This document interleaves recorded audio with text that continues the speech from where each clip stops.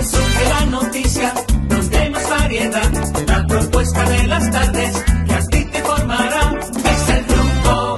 3:20 minutos. Hoy, 27 Una pregunta retórica. de noviembre. Una pregunta retórica que se deriva de lo que hemos estado leyendo respecto de la Junta Central Electoral, sobre la que hay, por cierto, muchos interrogantes, muchas presiones. Creo que la Junta tiene encima un tremendo bulto y no es de ropa precisamente. La interrogante sería: ¿por qué a nosotros, los dominicanos, nos cuesta tanto dinero la democracia electoral? Es una vaina increíble el dinero que cuesta la democracia electoral, para que además dé a luz un conjunto de dirigentes que no satisfacen en absoluto lo que la nación requiere como gestión. Eso es penoso y vale la pena preguntárselo. ¿Cuántos miles de millones de pesos gastamos nosotros para mantener esta jodida democracia electoral? Esta estructura de la partidocracia, el bestiario político de la nación. ¿Qué cantidad de dinero tan inmenso en tecnología de que para evitar fraude, y los fraudes se hacen? ¿Qué cantidad de funcionarios? Los gobiernos dedican tanto dinero a alterar la voluntad popular, a comprar tránsfugas, a construir la división partidaria como estrategia de predominancia en el aparato del poder. Miren, solo con los escáneres y los equipos que adquirió esta Junta Central Electoral, estamos hablando de un poco más de 4,000 millones de pesos. Solo en eso. Un poco más de 4,000 millones de pesos. Solo en eso. Y si a ello le agregamos la cantidad de dinero que se le da a los partidos políticos, esto no tiene madre, lo que cuesta la democracia electoral en este país. Nosotros hemos hecho algunas reflexiones aquí sobre la democracia electoral y el costo comparado con otras democracias formales o no formales que se dan en el continente. Y nosotros las triplicamos y la llevamos a veces a límites increíbles de costos. Hay que pensar en esto, hay que empezar en eso. No hay ninguna duda. Bueno, a propósito, Andrés, de temas electorales y de voto, el doctor Guillermo Moreno, candidato a Alianza País, y que ha dicho, ha fijado posición con respecto al voto automatizado y manual a manera de propuesta, pues está con nosotros aquí en el Rumbo de la Tarde. Doctor Guillermo Moreno, buenas tardes. Buenas tardes, doctor Nieves. Un placer escucharle y compartir con ustedes. Estamos hablando primero de lo caro que es el modelo de democracia electoral dominicana, el más caro del continente en todos los sentidos. El voto es caro, los aparatos son caros, la campaña se desborda, se usa el dinero sin control. Y ahora nos dicen que pudiéramos abandonar estos aparatos nueva vez a propósito de sus propuestas. Bueno, la verdad es que tienen mucha razón ustedes por el tema de no solamente el costo, sino sobre todo lo defectuosa de esta democracia, y además de eso que cada 4 años se celebran elecciones, pero todas quedan siempre cuestionadas por la realización de un conjunto de trampas, de fraudes. Y la verdad es que cuando adoptamos un método, creemos que adoptamos medidas sobre los partidos, sobre todo que creemos en la necesidad del respeto de la voluntad popular, de la soberanía ciudadana en el ejercicio del voto. Cuando adoptamos métodos, resulta que entonces ellos abren los tramposos de siempre, abren otras puertas, y es que en una carrera de renovación de las trampas. Y en relación precisamente a este tema, nosotros nos agrada, lo vemos con simpatía, valoramos las ventajas que tiene el voto automatizado, y al mismo tiempo acompañado del conteo manual.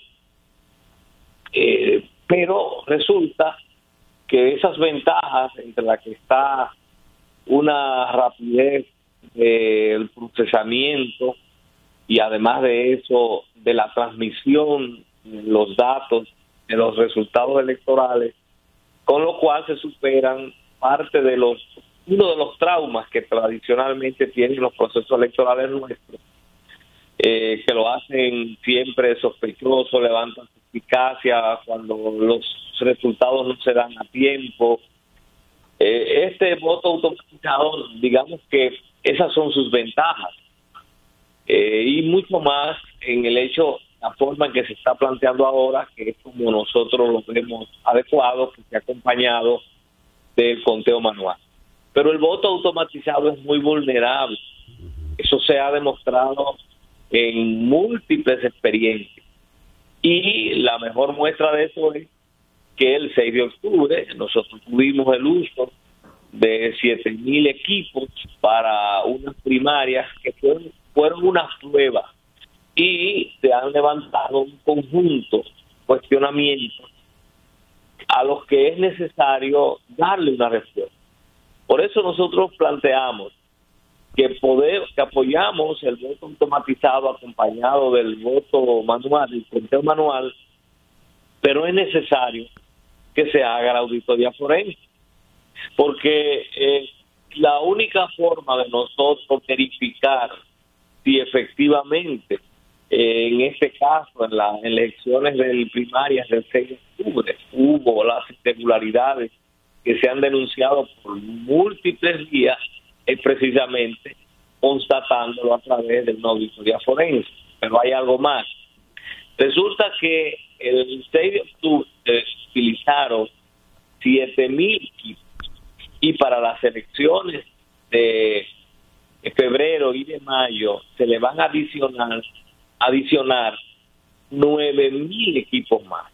Entonces a esos nuevos equipos hay que hacerle una auditoría técnica, que fue una de las fallas de la Junta Central Electoral, que había asumido el compromiso en enero con los partidos de realizar una auditoría técnica de los equipos. No la hizo, y eso entonces es lo que agravó los cuestionamientos que se le hicieron a las primarias del 6 de octubre. Por esa razón, además de la auditoría forense a los 7,000 equipos que ya se utilizaron, hay que hacerle la auditoría técnica a los nuevos equipos, sobre todo. Y si no se hace, Guillermo, ¿cómo? Si no se hace, porque mira, la Junta lo que ha dicho sobre el tema es que no hay tiempo. Y la respuesta definitiva anunció que la daría mañana jueves, pero hasta ahora ha dicho tantas veces que no hay tiempo que uno asume que va por ahí. Entonces, si no la hacen, ¿cuál sería la posición de ustedes como partido? Si no hay auditoría. La verdad es que hacer las elecciones sin que haya esa constatación, lo que nos expone es a que las elecciones de febrero y las elecciones de mayo no terminen siendo cuestionadas, y evidentemente sus resultados cuestionados, y nos aboque a una crisis política luego de las elecciones. Por eso yo pienso que no es real lo de la Junta Central Electoral de que no hay tiempo. Si la Junta asume el compromiso y se hace esa auditoría técnica y forense y se contratan las empresas, todavía estamos hablando de más para las elecciones de febrero, de más de 80 días, y para las elecciones de mayo estamos hablando entonces ya de casi 6 meses, todavía falta. 4 meses. Es decir, que nosotros pensamos que sí hay tiempo, y esa posibilidad de hacer las auditorías son medidas preventivas para darle algún nivel de fe, de credibilidad al electorado y a los actores políticos de que efectivamente estamos con un método que va a posibilitar que los niveles de cuestionamientos que tienen, pero hay algo más. No solamente hay que hacer las auditorías, hay que incorporar a los equipos la captación de las huellas. Porque una de las formas en las cuales se verificaron irregularidades muy graves, y eso no es una invención, sino sencillamente una constatación, es que en más de el 30% de los colegios electorales, las elecciones primarias, hubo compra de cédulas. Guillermo. A pregón, públicamente.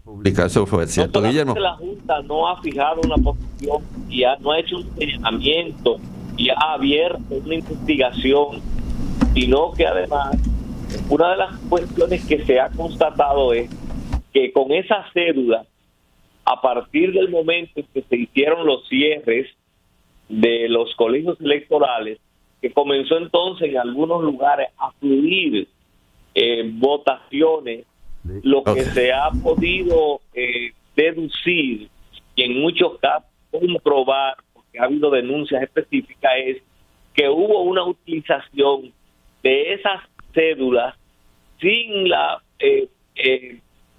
sin el propietario de la cédula, sino que el que la compraba iba a determinado Guillermo, una pregunta, ¿en qué consiste? ¿En qué consiste concretamente tu propuesta? Porque se ha anunciado que tú tienes una propuesta específica en relación con el proceso electoral. Tienen que incorporarle un mecanismo de registro de la huella digital, dactilar, de la persona. Es la única forma que cuando se compre la cédula no pueda ser utilizada por un tercero, a menos evidentemente que le compren la cédula y el dedo. Entonces, doctor, gracias, muchas gracias. Como eso implicaría tener que cortarle los dedos para entonces hacer uso, entonces probablemente ese es un mecanismo que hay que incorporar, porque vimos que es un aspecto que hace muy vulnerable, sobre todo con el método que se utilizó de compra de cédulas en muchos lugares, en el 30% de los colegios electorales. Así es, doctor, gracias por darnos estos minutos y conversar con... Otro elemento que es importante también tomar en cuenta es que se está planteando en la Junta Central Electoral el voto automatizado y el conteo manual. Nosotros estamos de acuerdo con eso, además de los señalamientos que hemos hecho, pero es necesario que haya un protocolo muy preciso de qué se debe hacer cuando hay una diferencia entre el conteo manual y el voto automatizado, porque fácilmente podría eso retrotraernos de nuevo al escenario anterior, donde cualquiera impugna y después se compra el colegio electoral y se impone no el resultado automatizado, sino un resultado manual que resultó diferente. Es decir, ahí hay un punto que tiene que ser muy bien precisado en un reglamento de cómo proceder respecto a los lugares donde haya una diferencia entre el voto automatizado y el resultado del conteo manual. Bueno, gracias, doctor, muchas gracias por darnos estos minutos y explicarnos brevemente el contenido de su propuesta a propósito del voto automatizado. Donde surge la noticia, donde hay más variedad, la propuesta de las tardes